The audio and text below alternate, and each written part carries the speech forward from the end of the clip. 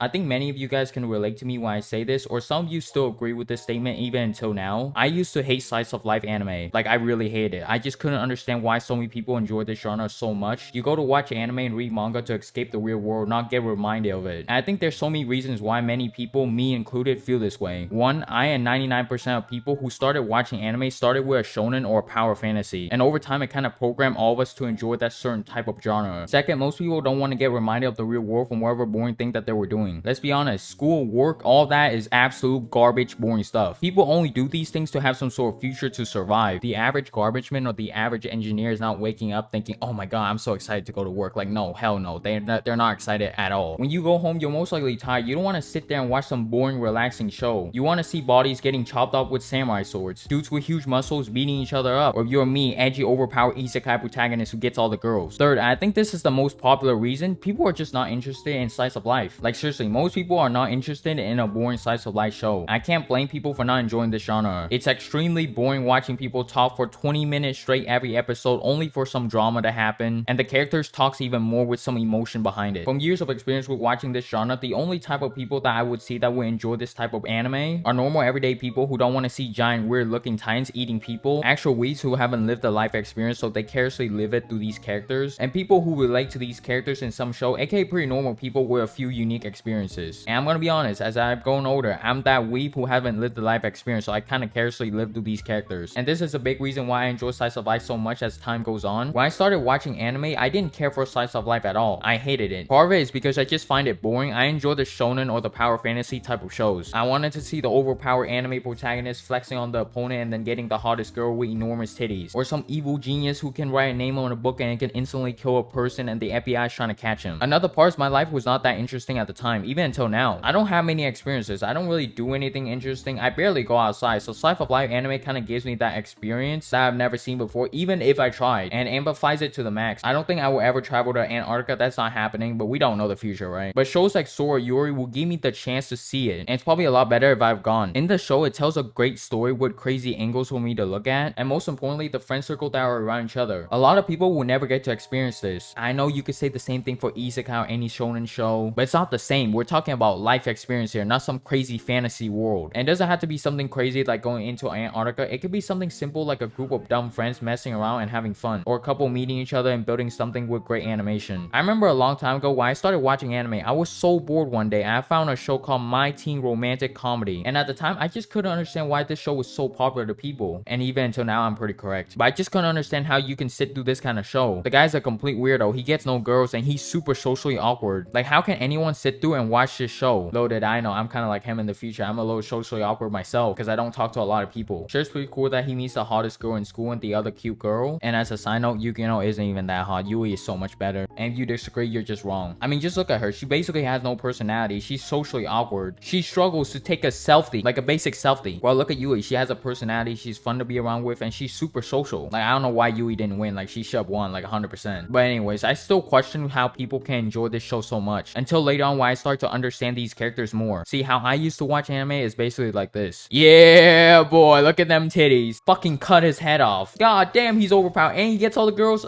I want to be like that. I've never really looked beyond how deep and interesting these characters can be because I just didn't want to think, why would I watch anime to think? I'm already thinking through my normal daily life. But as time goes on, I start to gain more intelligence and I start to become more lonely. I began to see why people enjoy these characters so much. There's a reason behind what these characters do and how they act. When I started watching Vinland Saga, I didn't really enjoy the show that much until it turned into a slice of life, where Thorfinn started farming rights. The only person that kept me through the first season was Askeladd. Without him, the show would be so empty. Askeladd is a scumbag asshole, but he'll let you know that he's a dickhead. He owns it. He steals from people. He lies in order to get what he wants. He kills innocent people. But the depth of his character is what makes him so interesting. I generally do not care about how nice the fight looks. Yeah, sure, it's cool, but without any substance, who really cares? Thorfinn becoming a rice farmer and living a regular life was probably the most engaging moment of the show for me. Him just going about his day and just questioning everything about life, why he should fight, was probably the most interesting thing that I've seen in any shonen anime in a while. And the show reminding us that violence really isn't the answer, and restraint is one of the best self-defense mechanisms that you can have is beautiful. Sure, you're gonna have those super rare moments where you have to defend yourself, but most of the time, if you just keep it to yourself, you won't need to worry about any harm coming towards your way. If you play it smart and keep it to yourself, nobody is really gonna bother you. That's the truth of it. Nobody's gonna try to threaten violence against you. It's not happening. And that message from Vinland Saga really reminded me that I should honestly just keep it to myself and not talk a lot of shit. Now, this doesn't mean that every slice of life anime is good. In fact, most of it is pretty bad. When slice of life anime are done badly, it's absolute hot garbage. It's probably even worse than the typical isekai shows that you will get. It's a complete waste of time. It won't do anything. You're just staring at a blank screen basically. Slice of life anime without any good storytelling, without any humor in the characters, without any sense of life makes you not want to watch anime anymore. But if it's done correctly, it's the best. It's way better than any shonen adventure anime out there. If I had a choice between choosing a shonen anime or a slice of life anime to watch, I would choose to go outside.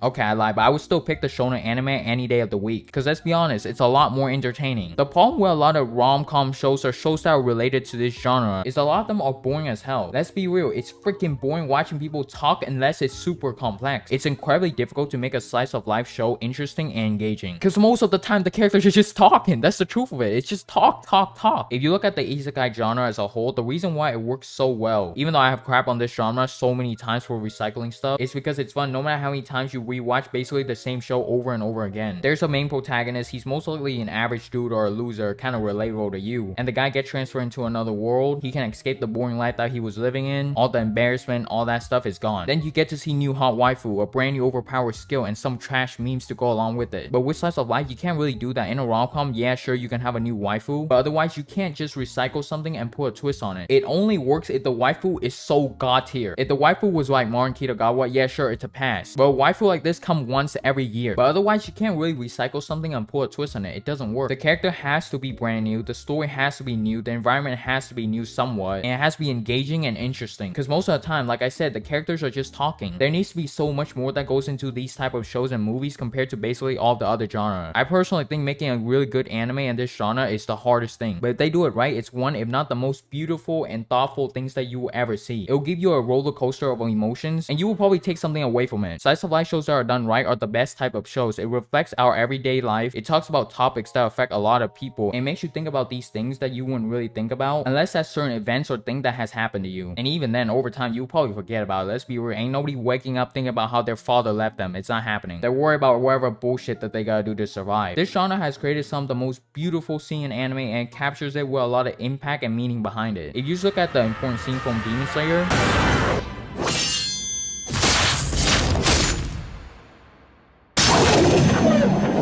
compared to an important scene from A Silent Voice,